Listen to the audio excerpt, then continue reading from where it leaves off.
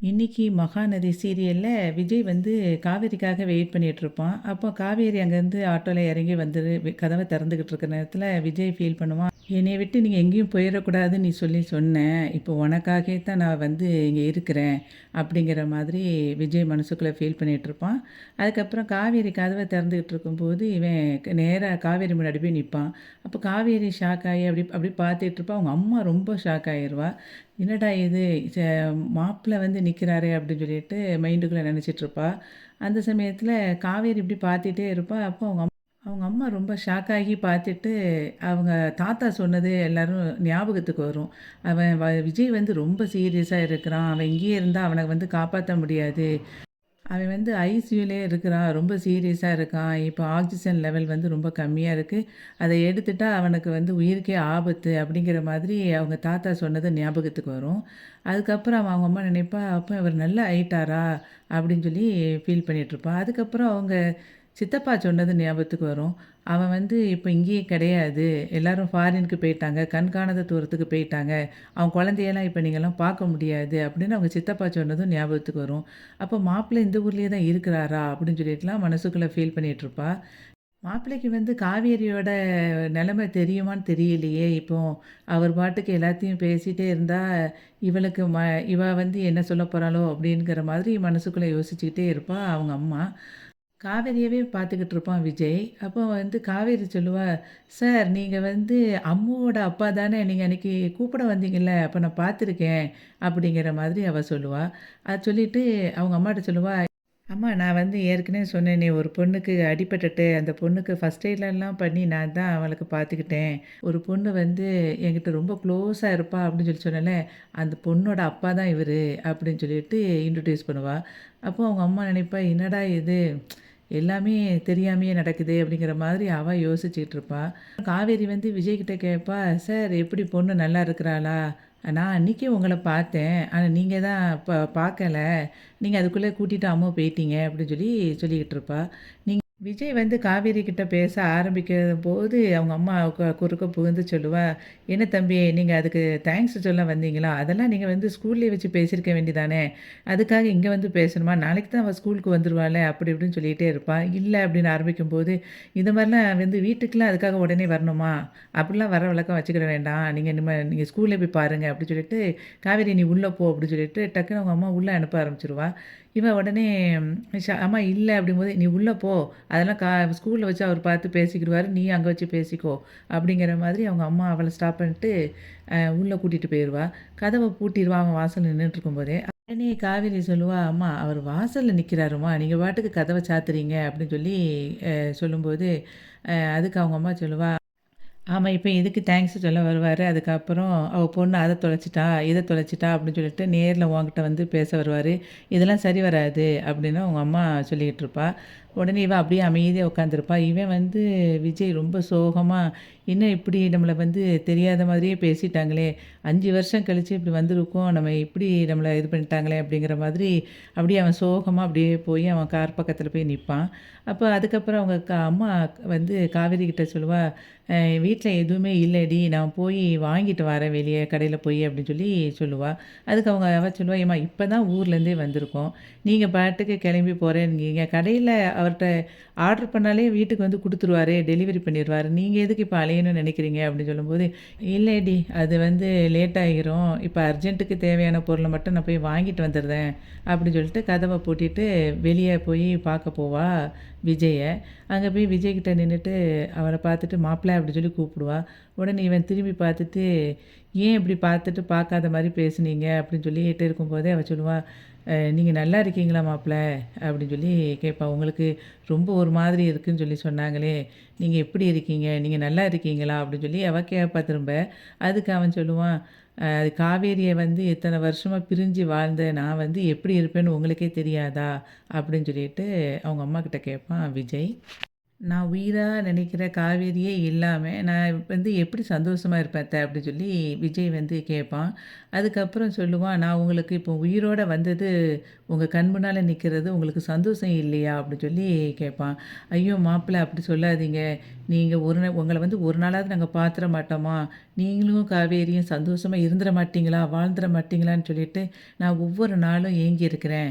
அப்படின்னு சொல்லி ஃபீல் பண்ணுவா. அப்போ உடனே விஜய் சொல்லுவான், "அப்ப ஏன் வந்து நீங்க நான் வந்து நிக்கும்போது இந்த மாதிரி பேசுனீங்க? என்ன காவேரிட்ட கூட பேச விடாம தடுத்தீங்க." அப்படின்னு சொல்லிட்டு விஜய் கேட்பான். காவேரி வந்து அந்த ஆக்சிடென்ட்ல பழசையும் மறந்துட்டா அப்படிங்கிறது எனக்கு தெரியும். அதனாலும் வந்து நான் முன்னாடி நின்னேன்னா, என்னைய பார்த்து ஓடி வந்து அவ மனசுல உள்ளதெல்லாம் கொட்டிட மாட்டாளா அப்படின்னு நெனச்சு நான் ஃபீல் பண்ணேன். ஆனா என்னைய பார்த்துட்டு ஒரு 3வது மனுஷன் மாரி பேசிட்டா அப்படின்னு சொல்லிட்டு ரொம்ப ஃபீல் பண்ணிட்டுருப்பான் விஜய். நீங்களும் என்னைய வந்து ஏதோ தெரியாத ஆளு மாதிரி அங்க பேசிட்டு, இப்ப இங்க வந்து இப்படி பேசுறீங்களே! ஏன் அப்படி சொல்லி கேட்பான் விஜய். அதுக்கு வந்து அவங்க அத்தை சொல்லுவா, நீங்க வந்து உயிரோட இருக்கீங்கன்னே நாங்க நினைக்கவே இல்ல. உங்க தாத்தா வந்து சொன்னாரு, "ரொம்ப நீங்க சீரியஸா இருக்கீங்க. நீங்க பிழைக்கிறதே கஷ்டம். அதனால நீங்க வந்து பிள்ளைய குடுத்துட்டு இந்த வீட்ட காலி பண்ணிட்டு கிளம்பி போயிருங்க." அப்படின்னு சொல்லி சொல்லிட்டாரு. நாங்க அத நம்பி தான் வந்து உங்க தாத்தா, பாட்டி சொன்னத நம்பி நாங்க வந்து வீட்ட விட்டு கிளம்பிட்டோம். ஆனா, நீங்க இவ்வளோ தூரம் தேடி காவேரிக்காக அலைஞ்சு இங்க வந்திருக்கீங்க அப்படின்னா, கண்டிப்பா அவளுக்கு வந்து பழச மறந்திருப்பாங்கிற எல்லா விஷயம் தெரிஞ்சு தான் வந்திருப்பீங்க அப்படிங்கிறத புரிஞ்சுக்கிட்டேன் மாப்ள. ஆனாலும் இப்ப இருக்கிற காவேரியோடைய நிலைமைக்கு வந்து எந்த ஒரு அதிர்ச்சியான தகவலும் அவளுக்கு தெரிவிக்கக்கூடாது அப்படின்னு டாக்டர் சொல்லிட்டாங்க. நீங்க வந்து ஏதாவது பேசி அவளுக்கு ஏதாவது ஆயிருமோ அப்படிங்கிற பயத்துல தான் மாப்பிள உங்கள வந்து மரியாதை குறைவா நான் வந்து பேசிட்டேன். என்ன மன்னிச்சிடுங்க மாப்பிள அப்படின்னு சொல்லிட்டு, அ விஜயோட கைய பிடிச்சிட்டு அப்படியே அவ மன்னிப்பு கேட்பா காவேரியோட அம்மா. விஜய் உடனே சொல்லுவான், "நீங்க இவ்வளோ வருஷமா எப்படி இருந்தீங்கன்னு எனக்கும் தெரியல. நான் உயிரோட இருக்கிறேனா இல்லையான்னு கூட உங்களுக்கு தெரியல. இப்படி சுத்தி இருக்கிறவங்க சொன்னது எல்லாத்தையும் நம்பி நம்ம வந்து வாழ்ந்துட்டு இருந்திருக்கோம். உங்ககிட்ட ஒரே ஒரு விஷயம் கேட்குறேன். எனக்கு ஓரளவுக்கு தெரிஞ்சாலும், இப்போ என்ன நடந்துச்சுன்னு நீங்க தான் எனக்கு கொஞ்சம் தெளிவுபடுத்துங்க." அப்படின்னு சொல்லிட்டு விஜய் கேட்பான். அதுக்கு காவேரியோட அம்மா சாரதா வந்து, நான் எல்லா விஷயத்தையும் ஒண்ணு விடாம என்ன நடந்துச்சு, எப்படி இப்படி இந்த நம்மலாம் பிரிஞ்சோம், அப்படிங்கிற எல்லா விஷயத்தையும் உங்களுக்கு நான் சொல்றேன் மாப்ள அப்படின்னு சொல்லிட்டு, ஆக்சிடென்ட் ஆனதுல இருந்து என்னென்ன நடந்துச்சு அப்படிங்கிறத எல்லா விஷயத்தையும் கோயிலுக்கு பக்கத்துல இருந்து எல்லாத்தையும் சொல்லுவா. அதுக்கப்புறமும் அவங்க அம்மா சொல்லுவா, "நீங்க வந்து உயிரோடையே இருக்க மாட்டீங்க. அப்ப எங்க பேத்திய எங்ககிட்ட குடுத்துருங்கன்னு சொல்லி எங்கள வீட்ட விட்டு அனுப்பிவிட்டாங்க. அப்படி எங்க மேல என்ன கோவம் அவங்களுக்கு, உங்க வீட்டு ஆளுங்களுக்கு. நீங்க வந்து உயிரோடயே இருக்க மாட்டீங்க இனிமே அப்படின்னு சொல்லிட்டு எங்க பேத்தி அவங்க அவங்க வந்து கேட்டுக்கிட்டு இருந்தாங்க. அப்போ நாங்க வந்து நீங்களே இருக்க மாட்டீங்க உயிரோட. இனிமே அப்ப அந்த காவேரிக்கு வந்து அந்த வீட்ல எந்த மதிப்பும் இருக்காது. அப்படிங்கிறதுனால அவள நாங்க வந்து கூட்டிட்டு போயிட்டோம். அப்பவும் குழந்தைய வந்து அவங்க கிட்ட குடுக்குற மனசு எங்களுக்கு இல்ல. ஆனா உங்க பாட்டி வந்து ரொம்ப கெஞ்சி கேட்டாங்க. சரி வீட்ல பெரியவங்களா இருக்காங்களே, அவங்க பேச்ச வந்து தட்ட வேண்டாமன்னு சொல்லிட்டு, அந்த குழந்தைய வந்து அவங்க கிட்ட குடுக்க மனசு இல்லாம குடுத்துட்டு நாங்க வந்து கெளம்பிட்டோம். ஆனாலும் எனக்கு மனசே ஆற மாட்டேக்கி. நம்ம எல்லாருக்கும் இப்படி ஒரு பெரிய துரோகத்த அவங்க ஆனா பண்ணியிருப்பாங்கன்னு நான் நெனச்சு கூட பார்க்கல. அப்படின்னு சொல்லிட்டு இவ காவேரியோட அம்மா சொல்லிட்டுருப்பா. காவேரிய பார்த்த உடனே காவேரி உயிரோட இருக்காங்கிறதையே என்னால நம்ப முடியல. நான் உடனே தாத்தா கிட்ட தான் கேட்டேன். அதுக்கப்புறம் தான் தாத்தா வந்து எல்லா உண்மையும் வந்து சொன்னாரு. சொல்லிட்டு திரும்பியும் என்ன சொன்னாருன்னா, "உனக்கும் உன் குழந்தைக்கும் வந்து இந்த 5 வருஷமும் நீ அவள பிரிஞ்சு இருந்ததுனால தான் இப்படி சந்தோஷமா இருக்க முடிஞ்சதுன்னு" சொல்லி சொன்னாரு. எனக்கு அதுவே பெரிய இதா இருந்தது. ஆனா, இப்ப நான் அந்த 5 வருஷத்துலயும் நாங்க 3 பேரும் சேர்ந்து சந்தோஷமா வாழ்ந்திருக்க வேண்டிய வாழ்க்கைய தொலைச்சிட்டோமேன்னு நெனச்சுட்டு ரொம்ப கஷ்டமா இருக்கு. அப்படின்னு சொல்லிட்டு விஜய் ஃபீல் பண்ணிட்டுருப்பான். இந்த 5 வருஷத்துல அவளுக்கு பழசெல்லாம் ஞாபகத்துக்கு வந்திருப்பா அப்படிங்கிற நம்பிக்கையில தான் நான் இப்ப வந்து காவேரிய பார்த்தேன் அப்படின்னு சொல்லுவான் விஜய். ஹாஸ்பிட்டல்ல இருக்கும்போதே காவேரி எங்க? காவேரி எங்கன்னு தான் நான் கேட்டுக்கிட்டே இருந்தேன். அப்போ வந்து எல்லாரும் ஏதேதோ ஒரு காரணத்த சொல்லி என்னைய வந்து சமாளிச்சுட்டாங்க. அதுக்கப்புறம் வீட்டுக்கு வந்து கேட்கும்போது தான், காவேரி வந்து ஒரு குழந்தைய பெத்து குடுத்துட்டு, அவ வந்து இறந்துட்டா அப்படின்னு சொல்லி சொல்லிட்டாங்க. அப்போ வந்து நீங்க எல்லாரும் வீட்ல இல்லன்ன உடனேயே நான் வந்து அதுக்கப்புறம் தான் சரின்ட்டு அத நம்பிட்டேன் நானு. அதுக்கப்புறம் அவ இறந்துட்டான்னு சொன்ன பிறகு எனக்கு இந்த உலகமே வந்து இருட்டாயிருச்சு. நான் வாழணுமா அப்படிங்கிற எண்ணமே எனக்கு தோணிருச்சு. அதுக்கப்புறம் யோசிச்சு யோசிச்சு அ எத பார்த்தாலும் எனக்கு காவேரியாவே தெரிஞ்சுக்கிட்டு இருந்தா. என்ன பண்ணேன் அப்படின்னு சொல்லிட்டு ரொம்ப அதுலேருந்து மீண்டு வர்றதுக்கே நான் நாளாச்சு. அதுக்கப்புறம் நான் வந்து என் குழந்தையவே உலகம் அப்படின்னு நெனச்சிட்டு நான் வாழ ஆரம்பிச்சுட்டேன். ஆனா அதுக்கப்புறம் அந்த குழந்தை மூலமாவே எனக்கு வந்து இப்ப என் காவேரி எனக்கு கிடைச்சிருட்டா அப்படின்னு சொல்லிட்டு அவன் வந்து சொல்லிட்டு இருப்பான் விஜய்.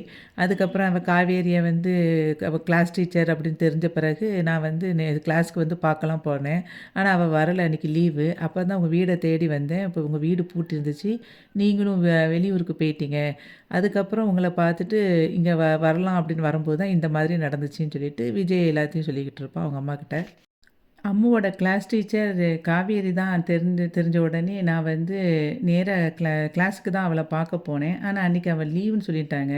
லீவுன்னு தெரிஞ்ச உடனே அவளோட வீடு எங்கே இருக்குன்னு சொல்லிட்டு கண்டுபிடிச்சு நான் வந்தேன். அப்போ வீடு பூட்டி இருந்துச்சு. அதுக்கப்புறம் பக்கத்துல உள்ளவங்கள்ட்டலாம் விசாரிச்ச பிறகு தான், நீங்க வந்து இன்னைக்கு காலையில வருவீங்க அப்படின்னு சொல்லி சொன்னாங்க. நான் அதனால தான் இங்க வந்து இருந்தேன். அப்புறம் அதுக்கப்புறம் காவேரியவும் நான் பார்த்துட்டேன். இனிமே எனக்கு என் காவேரிக்கு எதுவும் ஆகாது அப்படின்னு சொல்ற மாதிரி இன்னைக்கு மகாநதி சீரியல் வந்து முடிஞ்சது. வீடியோவுக்கு ஒரு லைக் கொடுத்து சேனலை சப்ஸ்கிரைப் பண்ணுங்க. நன்றி.